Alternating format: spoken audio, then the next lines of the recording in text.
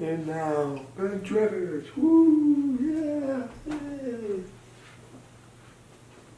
Hello, I'm Ben Trevich. I'm going to do some stand-up comedy. This is the first time I've done stand-up comedy, and I think it's going to be a lot harder because there's no audience to laugh at my jokes because nobody wanted this. So that'll be fun, I think. We'll jump right into it. I mean, I need this to go well. I need this stand-up comedy to go well because the only thing I have left going for me is that I'm somewhat funny. And if this doesn't go well, then what do I have? I got nothing. So I need somebody to be like, wow, this is so funny, Ben, thank you. It's probably gonna be my mom. But maybe the only other thing I have going for me is I get very, very angry in political debates. I assume most of you also do, but I like to get heated. Get very heated when talking about politics. I don't know if you guys know this, but we live in a country that provides freedom of speech for everybody. This is often an issue, not just when talking with people, but it seems like some people have a lot more freedom of speech than others. Every time I see something in the news, it's very often a big business doing something very bad and the government being like, go for it. And like everybody I know is like, oh, they can't do that, oh. But they can. It's like their opinion matters more about what they can and can't do. Like even if you and your friends and everybody you know go and stuff the ballot box and all you had to do, you could cheat, you could do anything you wanted, big business would still win.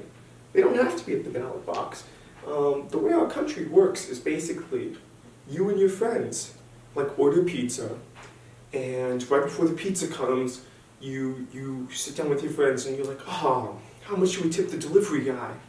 10%, 15, 20, 18%? And like you come up with a number, you decide that number. It's like you guys are the government, right? You decide what to give the delivery man. The delivery man comes to your door and you're about to tip him, but you go, oh, you know what, guys? We should get an outside perspective on this. And you then go and ask the delivery man how much he thinks he should get tipped. And the delivery guy's like, oh, I don't know. It's very interesting. How about 130%? And you go, yeah, you don't seem like a biased source. And so you give the delivery man 130% tip. That's basically how our country works. That's basically how our country works. There's that, and then there's that guy at the top, the president. I don't think I could be president for many reasons. It's tough to get people like you. That's a big one.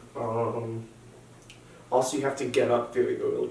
This is a big deterrent for me. I don't know if you guys have ever talked to presidents. I haven't, but I've listened to them, I think. And they say they get up very early. I don't like that. I really don't like that. I thought I could do 5 hours of sleep a night and then be productive, but I can't. I don't know how they do it.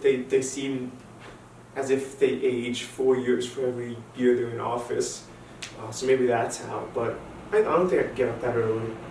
I went to college and I was like, oh, I was sleeping like 6 hours a night in high school and getting up and making the train and doing all my work.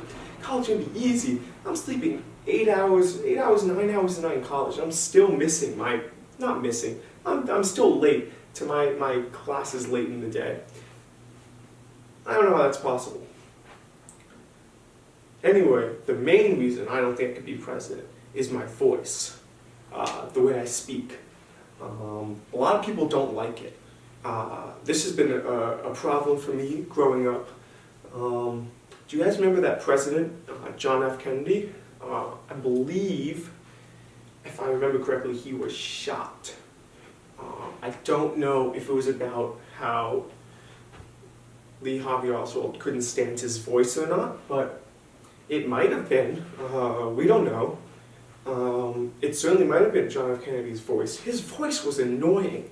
His voice was very annoying, John F. Kennedy. It's like everybody in America talked the same way, and then some dude from Boston comes out like, "We are going to land on the moon."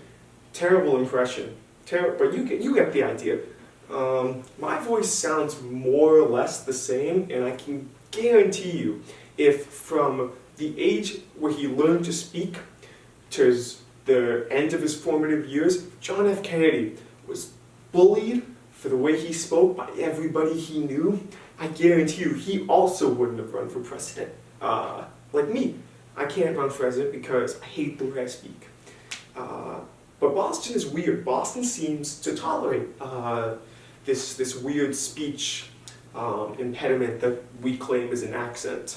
I remember the first day I went to college, well not the first day, the first week I went to college. I was in college and I went to go get, probably some coffee with my friends, and I was telling them a story. And when I tell my friends stories at home, not at college, I have to be very careful. I have to be very, very careful about what I say. Not like I'm going to offend somebody, but I can't say anything that has the letter R in it. It's very bad. As soon as I say something with the letter R, it's like my friends are all listening to my story, waiting for me to say something like, "Oh, say something dumb, say something dumb." And I'll say something with the letter R, and they're like, "Oh, we got him, we got him." And then they lay into me for like 5 minutes. Like, you just sounded dumb. You sounded dumb. You said a word that you pronounced horribly. You sound like an idiot right now. And that's my speaking time. It's all gone. Like, for example, the word purple is how I pronounce what you guys pronounce as purple. I very often say purple. For example, in the story I was telling my friends in college, I was like, something, something, purple. And I stopped. I stopped speaking. And my friends looked at me for like 10 seconds. They were like, "Why'd you stop?" And I looked at them. I was like, I made a speech typo. Isn't this what you guys lay on me? I didn't say that, of course, but I was like, what the hell? Like, what is this? And I had forgotten the rest of my story. I figured I was done, and I just looked at them. I was like, "What are you looking at?" And they're like, "You just stopped in the middle of a sentence." And I was like, "You're right." It was extremely weird. It's maybe the first time in my entire life that I had said something that sounded that weird, and people didn't like stop and like be like, "You fucked up." That's actually maybe a benefit to not doing it with a crowd, even though nobody can laugh. Nobody's probably laughing at home either, but nobody can heckle me, and they would probably heckle me if I went to a New York comedy club and it was like, "So, you guys heard of Harvard?" You said, "Yeah, you said that wrong," and then that's my set. My set would be over right there. My voice is a little bit weird for my family too. You'd think it was just my friends who were being mean to me. No, it's my family too. My first birthday I had in college, I FaceTimed the rest of my family, and they were all at a computer screen, talking to me, and I was talking to them through the computer screen. You guys know how FaceTime works. And my mother stops talking for about 5 minutes, and I thought it was fine. She was probably just listening to the rest of us talk. And then she turns around, the computer screen, she turns around to the rest of my family, as if I can't see her or hear her anymore.